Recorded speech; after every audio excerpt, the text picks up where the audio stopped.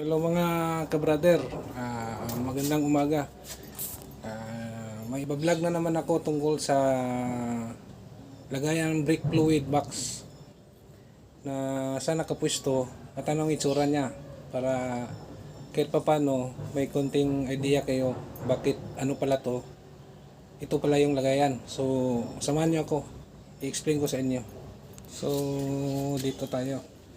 Maraming nagtatanong, lalo na yung mga bago sa motor, wala pang idea kung anong tawag dito. Ito yung lagayan ng brake fluid.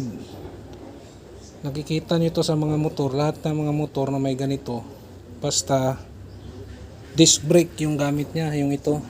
Pag may ganito, ito tawag na disc brake.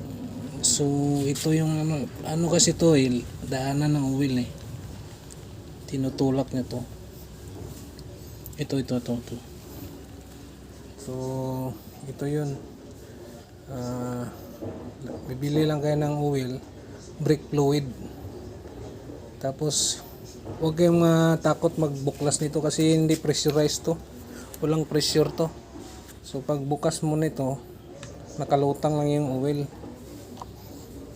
Buksan. Ito lang, tanggalin nyo, dalawang screw. Ito, saka ito. Tingnan nyo lang dito sa loob.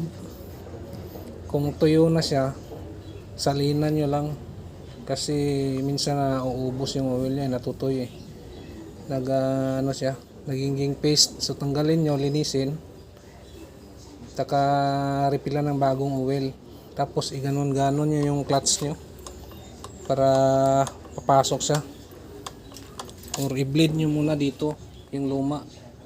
Ang bleed means palabasin yung luma na oil para ma-replacean siya ng bago, papasok yung bago dito Yan yung tawag niyan, bleed. I-bleed nyo. So ito lang, yung mga baguhan lang sa mga nagmumotor. Kasi ako din noon di ko alam yung ano-ano dito So sa katagalan nagmumotor ako, nalalaman ko na lahat. Kahit paano, kahit sa maliit na may malalaman tayo. So ganun lang.